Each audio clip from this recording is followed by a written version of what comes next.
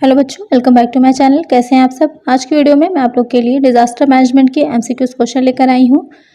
और भी किसी सब्जेक्ट पर आपको एमसीक्यूज वीडियो चाहिए हो तो सब्जेक्ट का नेम मुझे कमेंट करिएगा। इसके अलावा और भी सब्जेक्ट पर जैसे ऑडिटिंग है, कॉर्पोरेट अकाउंटिंग है, मैनेजमेंट अकाउंटिंग है, कम्युनिकेशन है, स्टैटिक्स है, फाइनेंशियल अकाउंटिंग है, इन सब पर भी मेरे चैनल पर एमसीक्यूज वीडियो अपलोड है। आप चाहे तो वो भी देख सकते हैं। चैनल पर नए हो तो जल्दी से सब्सक्राइब कर लीजिए, नोटिफिकेशन बिल्कुल जरूर ऑन करिएगा। वीडियो अच्छी लगे तो लाइक करिएगा। आइए शुरू करते हैं। इससे पहले की वीडियो में 15 तक क्वेश्चंस हो गए थे। 16 क्वेश्चन लेते हैं। जीका वायरस निम्नलिखित में से किसके द्वारा फैलता है। Zika virus is spread by which of the following, pig, fly, mosquito, rat. तो जो जीका वायरस होता है किससे फैलता है, मस्कीटो से फैलता है, यानी कि मच्छर से। ये एडीज मच्छर के काटने से ही फैलता है। तो यहाँ पर करेक्ट आंसर हो जाएगा ऑप्शन सी। नेक्स्ट क्वेश्चन है, अंतर्राष्ट्रीय प्राकृतिक आपदा निवारण दिवस डैश को मनाया जाता है। International day of natural disaster reduction is celebrated on dash, June 15, March 5, October 13, September 13। तो ये दिवस होता है अंतर्राष्ट्रीय प्राकृतिक आपदा निवारण दिवस। ये मनाया जाता है 13 अक्टूबर को। क्यों मनाया जाता है, लोगों को अवेयर करने के लिए, उनको जागरूक करने के लिए कि अगर किसी तरह की कोई आपदा आती है तो उससे कैसे निपटें या उसके बचाव के तरीके क्या हैं, या फिर इस चीज़ के लिए अवेयर करने के लिए कि जैसे जैसे एनवायरनमेंट में चेंजेस हो रहे हैं कौन से कार्य हैं जिससे कि एनवायरनमेंट पर इसका दुष्प्रभाव पड़ रहा है, बैड इफेक्ट पड़ रहा है, जिस वजह से ये सारी सिचुएशंस आने की संभावनाएं हैं। तो यहाँ पर करेक्ट आंसर हो जाएगा ऑप्शन सी। नेक्स्ट क्वेश्चन है, निम्नलिखित में से कौन राष्ट्रीय संकट प्रबंधन समिति का शासन या प्रमुख होता है। Who among this govern head the national crisis management committee, cabinet secretary, ministry of home affairs, prime minister, ministry of environment. तो जो राष्ट्रीय संकट प्रबंधन समिति का प्रमुख होता है वो कौन होगा, कैबिनेट सचिव, गृह मंत्रालय, प्रधानमंत्री या फिर पर्यावरण मंत्रालय। तो वो सचिव हो जाता है मुख्य, कैबिनेट सचिव। तो यहाँ पर करेक्ट आंसर हो जाएगा ऑप्शन ए।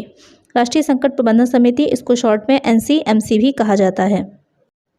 नेक्स्ट क्वेश्चन है, अमेच्योर रेडियो का दूसरा नाम है। Find another name for amateur radio, pocket radio, tsunami radio, ham radio, disaster radio. तो जो अमेच्योर रेडियो होता है उसका जो दूसरा नाम है वो हो जाता है हैम रेडियो। और इन रेडियोज़ को जो लोग ऑपरेट करते हैं उन्हें हैम्स कहा जाता है। हैम रेडियो क्या होता है, जब भी कोई आपदा आती है तो उस टाइम पर जो कम्युनिकेशन के और जो मीडियम होते हैं और जो साधन होते हैं वो काम नहीं कर पाते हैं। तो ऐसी स्थिति में क्या होता है, ये रेडियो काम आता है लोगों से बातचीत करने के लिए, कम्युनिकेट करने के लिए। ये रेडियो अंतर्राष्ट्रीय दूरसंचार यूनियन यानी कि ITU द्वारा जो फ्रिक्वेंसीज होती हैं उन पर काम करता है और जो भारत के सूचना मंत्रालय के अधीन काम होता है इसका। तो यहाँ पर करेक्ट आंसर हो जाएगा ऑप्शन सी। नेक्स्ट क्वेश्चन है, भोपाल गैस त्रासदी किस वर्ष हुई थी और किस गैस के रिसने के कारण हुई थी। What are Bhopal gas tragedy happens and due to which gas. In 1986 ethyl isocyanide, in 1984 methyl isocyanide, in 1984 potassium isothiocyanide, in 1987 sodium isothiocyanide. तो जो भोपाल गैस त्रासदी हुई थी वो किस वर्ष में हुई थी, वो हुई थी 1984 में। किस गैस के रिसने से हुई थी, मिथाइल आइसोसाइनाइड के रिसने से हुई थी, जिसमें हजारों लोग की जान गई थी, आपको पता ही होगा। तो यहाँ पर करेक्ट आंसर हो जाएगा ऑप्शन बी। नेक्स्ट क्वेश्चन है, नोवेल कोरोना वायरस की उत्पत्ति किस देश से हुई थी। Novel corona virus was originated from which country, India, China, Japan, Bangladesh. तो इसका आंसर हम सभी को पता ही है कि जो कोरोना वायरस था उसकी उत्पत्ति किस देश से हुई थी, वो हुई थी चीन से। सबसे पहले चीन में इसके मामले सामने आए थे, उसके बाद धीरे धीरे करके ये पूरे वर्ल्ड में, पूरी दुनिया में फैल गया। तो यहाँ पर करेक्ट आंसर हो जाएगा ऑप्शन बी। नेक्स्ट क्वेश्चन है, निम्नलिखित में से कौन सा त्वरित आपदा का उदाहरण नहीं है। Which of the following is not an example of a rapid onset disaster, earthquake, drought, cyclone, tsunami.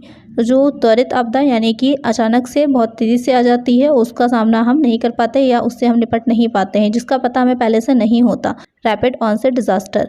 तो यहाँ पर जो भूकंप है वो भी अचानक से आता है, ज़मीन के नीचे कई वर्षों से परिवर्तन हो रहे होते हैं, अचानक से ही भूकंप आ जाता है, अर्थक्वेक आ जाता है, हमें पहले से अंदाज़ा नहीं मिलता।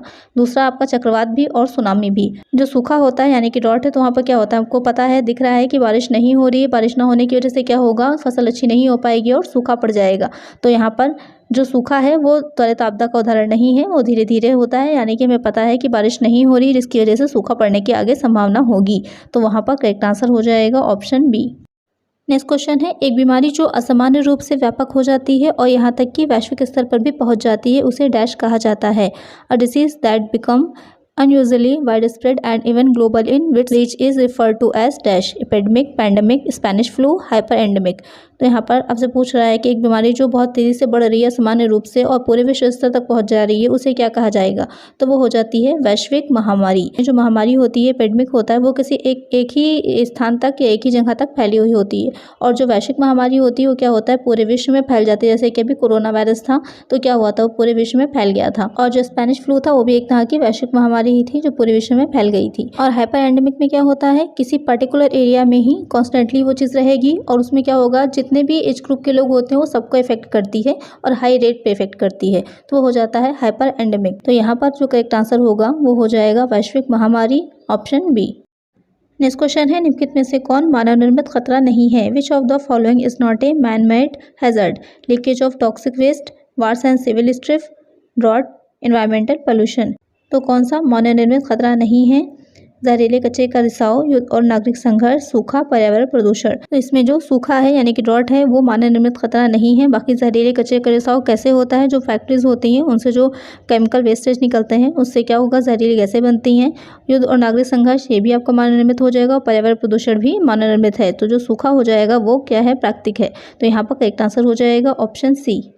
नेक्स्ट क्वेश्चन है, आपदा प्रबंधन में डैश शामिल है? शमन, पुनर्निर्माण, पुनर्वास, उपरोक्त सभी। Disaster management includes mitigation, reconstruction, rehabilitation, all of the above.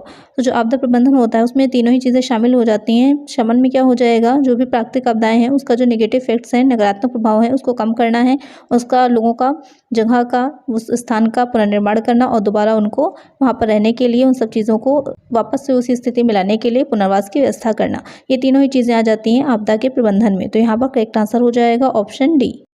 Next question है, संयुक्त राष्ट्र आपदा प्रबंधन टीम डैश में आपदा से उत्पन्न समस्याओं को हल करने के लिए उत्तरदायी है? United Nations disaster management team are responsible for solving problems resulting from disaster in dash Asia, Africa, Australia, all continents. तो जो संयुक्त राष्ट्र आपदा प्रबंधन टीम होती है वो कहाँ की समस्याओं को हल करने के लिए उत्तरदायी होती है, रिस्पॉन्सिबल होती है? एशिया की, अफ्रीका की, ऑस्ट्रेलिया की या फिर सभी महाद्वीपों की? तो वो टीम जो होती है सभी महाद्वीपों के लिए उत्तरदायी है। तो यहाँ पर करेक्ट आंसर हो जाएगा ऑप्शन डी। नेक्स्ट क्वेश्चन है, प्रभावी जोखिम प्रबंधन काफ़ी हद तक डैश पर निर्भर करता है? Effective hazard management largely relay on dash government agencies, emergency responses, pre disaster planning, volcanoes. तो जो प्रभावी जोखिम प्रबंधन है वो निर्भर कर जाता है आपदा पूर्व योजना पर। जितनी अच्छी हमारी प्री डिजास्टर प्लानिंग होगी उतनी ही आसानी से हम उस जोखिम से निपट पाएंगे। तो यहाँ पर करेक्ट आंसर हो जाएगा ऑप्शन सी। निम्नलिखित में से कौन सी मौसम संबंधी जोखिम है? Which of the following is seasonally related hazard? Earthquake, volcano eruption, terrorist attack, none of the above. तो जो मौसम संबंधी जोखिम है ना तो भूकंप है, ना ही ज्वालामुखी विस्फोट, ना ही आतंकवादी हमला। तो यहाँ पर जो करेक्ट आंसर हो जाएगा वो होगा उपरोक्त में से कोई नहीं। जो मौसम संबंधी होते हैं वो हो जाता है चक्रवात है, भारी वर्षा है, तेज आंधी है, बाढ़ है या फिर सूखा है। नेक्स्ट क्वेश्चन है, भोपाल गैस त्रासदी कब हुई थी? बहुत इजी क्वेश्चन है और इम्पॉर्टेंट भी है। इस क्वेश्चन का आंसर मैंने इसी वीडियो में ही आप लोग को बताया है, तो जल्दी से मुझे कमेंट करके बताइएगा कि किस सन में भोपाल गैस त्रासदी हुई थी। नेक्स्ट क्वेश्चन लेते हैं। नेक्स्ट क्वेश्चन है, भूकंप की लहरों को रिकॉर्ड करने वाले उपकरण को डैश कहा जाता है? The instrument which records earthquake wave is called dash climograph, seismograph, hydrograph या फिर नन ऑफ द अबव। तो जो भूकंप की लहरों को रिकॉर्ड करते हैं आपको पता ही होगा वो कहलाता है सेस्मोग्राफ। तो यहाँ पर करेक्ट आंसर हो जाएगा ऑप्शन बी। आज की वीडियो में इतना ही, मिलते हैं नेक्स्ट वीडियो में कुछ और नए क्वेश्चंस के साथ। अगर वीडियो अच्छी लगी हो तो लाइक करिएगा, चैनल पर नए हो तो सब्सक्राइब करिएगा, नोटिफिकेशन बिल्कुल जरूर ऑन करिएगा जिससे जो भी वीडियो मैं डालूँ उसको नोटिफिकेशन आपको मिल जाए। ज़्यादा से ज़्यादा फ्रेंड्स के साथ शेयर करिएगा। Thank you.